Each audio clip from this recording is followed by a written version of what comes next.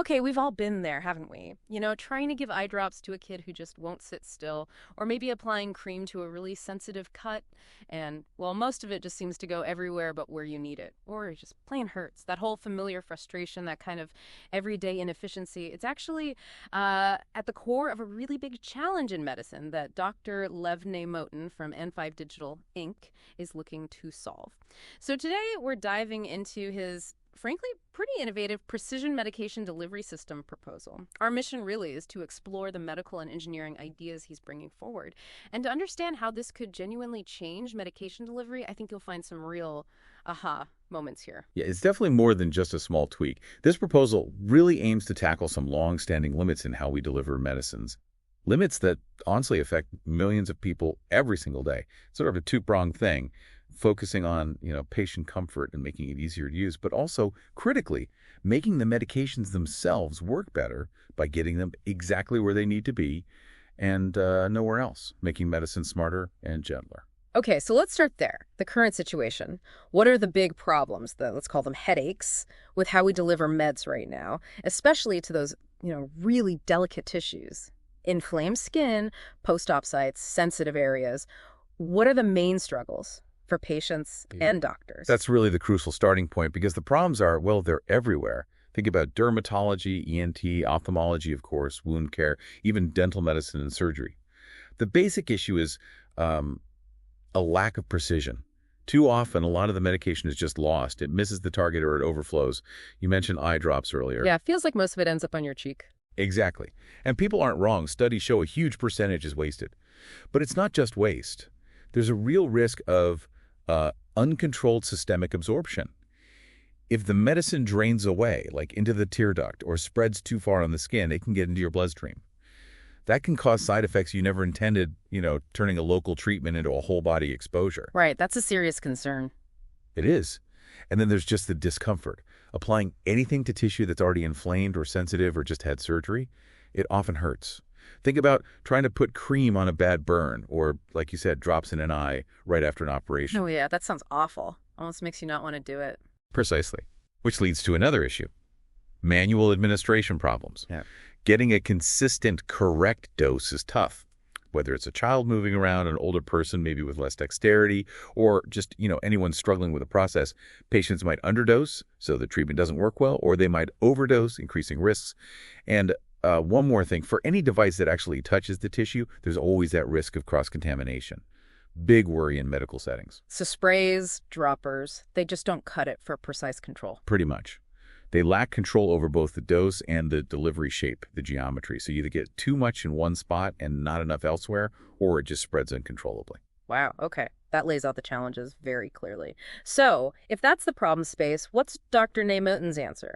This piezo-generated aerosol wand at the PAW, what's the game-changing idea here? Right, so Dr. Neymotin sees the PAW as a fundamentally different platform. It's designed to be non-contact, first off, and really general purpose for liquid meds. Its core strength is delivering a precisely measured dose, like exactly the amount needed. That alone is a big step up.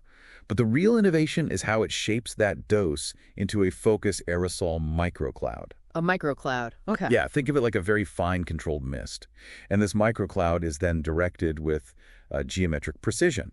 It targets only the specific tissue area needing treatment, carefully avoiding the healthy tissue right next to it. And crucially, like I said, it operates without any physical contact, that tackles the contamination risk, and also avoids mechanically irritating sensitive tissues. Huge plus. That non-contact part does sound like a major advantage, especially for wounds or post-surgery. Is this tech aimed at one specific area, or is it broader? Oh, it's incredibly broad. That's one of the most exciting aspects of the PAW platform. Its potential uses really cut across many different fields. We're talking ophthalmology, obviously, for eye conditions, ENT, for getting medication precisely into the nose, throat, maybe even the ear canal. Dermatology, think burns, wounds, sensitive skin conditions where a gentle application is key. Dental care, too, for targeted oral delivery, like anesthetics. And surgery. Absolutely. Surgical and post-surgical use cases are huge. Imagine applying anesthetics, antimicrobials, maybe even agents to stop bleeding with pinpoint accuracy right where needed. That could really change recovery. And don't forget pediatrics and geriatrics, providing safe, comfortable, accurate dosing for people who often struggle with current methods because of physical limitations or cognitive issues. That's a massive potential benefit. Okay, the potential reach is clear. But that level of precision, it sounds like some pretty sophisticated engineering must be involved. Can you unpack the tech for us? What's the magic inside this PAW wand? How does it make this focused cloud? You're spot on. The engineering is quite clever. At the very core of the PAW system is something called a micro-piezoelectric actuator. It's a patent-pending component, tiny, and its job is to convert a precise amount of liquid into that confined, non-dispersive aerosol cloud we talked about. Think of it less like a messy spray can and more like sculpting mist. Sculpting mist. I like that. How does it sculpt it? Well, that's where the field confinement comes in. This is another key part, also patent pending. They use acoustic sound waves or electromagnetic fields, essentially like an invisible container or guide. These fields hold the aerosol cloud together in a tight, stable shape, almost like a wand of medication, right until it touches the target tissue. That's what gives it that amazing focus and precision. Okay. So it's not just puffing it out. It's actively controlling the cloud's shape and direction. Exactly. And because it's this soft aerosol cloud, the application itself is incredibly gentle. No mechanical force, no large droplets hitting sensitive tissue, which is often what causes the sting or discomfort with current methods. This gentleness also helps with precision, right? Less splatter, less drift. You get really focused control over where the dose lands and how much it spreads. And the contact-free aspect we keep mentioning. That's a huge engineering win in itself. Absolutely vital for sterile situations, open wounds, post-op sites. Anywhere contact is a risk for contamination or just plain pain. And one more practical point. The design is adaptable. It could easily be put into a handheld device for home use, a countertop unit for a clinic, or potentially even integrated right into surgical tools. So the sum total of all this engineering, what's the unique result? The unique result, and this is the key takeaway, is complete control. Control over the spatial aspects where it goes, the temporal aspects when it's delivered, and the volumetric aspects, how much is delivered. This precise three-dimensional control over drug delivery. It's something that's just not available in any applicator out there today, whether for consumers or in clinics. Okay, that phrase, complete control over spatial, temporal, and volumetric aspects, that sounds like it could open up totally new ways of treating things, not just improve old ones. Can you give an example, something that's maybe impossible now but could work with PAW? That's a really insightful question because, yes, it absolutely goes beyond just improving current treatments. Let's think about a complex wound again, maybe after a major surgery or a burn. Right now, we might apply a cream or a wash generally over the area.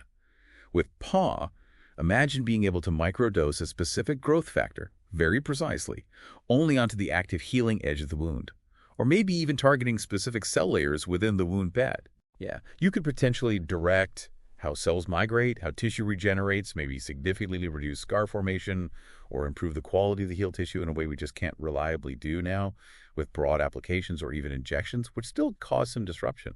It's almost like biosculpting the healing process at a microscopic level. Biosculpting, that really paints a picture. Okay, that's the potential wow factor. Good. So how does Dr. Neymotin plan to actually get this from this amazing concept stage to something real? A device in a clinic, or maybe even in our homes? What's the roadmap?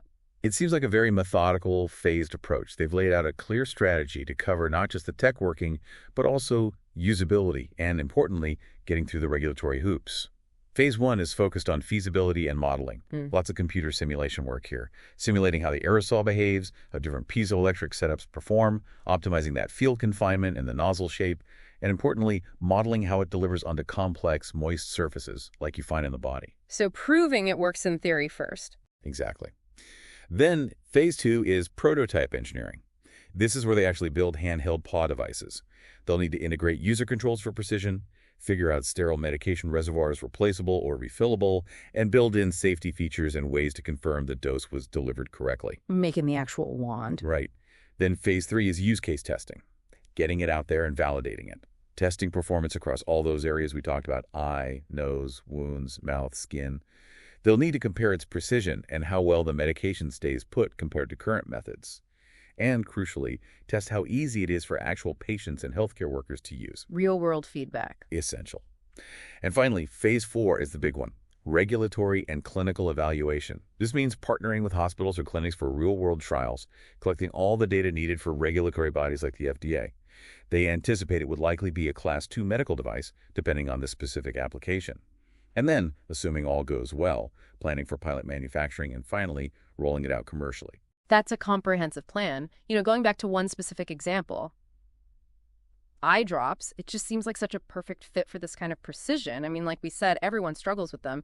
How specifically would the PAW change things for ophthalmic delivery? Oh, it's an absolutely textbook example of where PAW could shine. Because the current way is just, well, inefficient. You were right about the spillage studies suggest over 90% of a standard eye drop's volume is lost. It either spills out or drains down the nasolacrimal duct into the nose. 90%? That's incredible. It is. And that drainage isn't just waste. It can actually cause side effects like sneezing or a runny nose, technically called rhinorrhea, which might sound minor, but after eye surgery. Sneezing could potentially dislodge things like intraocular lenses. That's a serious risk. Plus, just the difficulty of putting them in, especially for older people or post-op patients. It really impacts whether people stick to their treatment, which affects how well it works. There's even some thought that constantly overloading the tear duct might cause long-term issues. So multiple problems from such a common task. Exactly. And the PAW, adapted for eye use, could solve pretty much all of them. It delivers that precise metered dose directly where it needs to go in the eye, the conjunctival sac, so no overflow. It avoids touching the skin around the eye, cutting down on irritation and contamination risk. It minimizes that systemic absorption we talked about, which is really important for potent drugs like steroids or antibiotics used in eye drops. And maybe most importantly for many users, it just makes it easier. No more awkward head tilting, trying to squeeze just right, or pinching the corner of your eye. The level of control, comfort, and safety in such a sensitive application really highlights the potential of PAW. Okay, this deep dive into the piezo-generated aerosol wand, the PAW system, it really does feel like it could be transformative. We're looking at medication delivery across a huge range of situations, both in clinics and maybe eventually at home. The key takeaways seem to be that incredible precision in targeting, the gentle non-contact approach, and just a massive potential leap in safety and comfort for patients, getting past those clumsy, wasteful methods we use now. Yeah, connecting it to the bigger picture, what Dr. Neymotin's proposing here isn't just, a slightly better dropper. It really could fundamentally redefine how we get medications to sensitive parts of the body, which should lead to better results, better patient outcomes, and honestly, just a much better experience during treatment. It feels like a real step toward more practical precision medicine, right at the point of care. So, wrapping this up, what does this mean for you listening? Just imagine a future where getting medication isn't a struggle, where it's so precise, so comfortable, you barely notice it. No more battling with eye drops, no more messy creams on sensitive skin, no more worrying about side effects from drugs going where they shouldn't. How could that level of control change things? Not just making treatments work better, but maybe fundamentally shifting how we feel about taking medication, whether it's in a hospital or just in our own bathroom cabinet. Something to think about.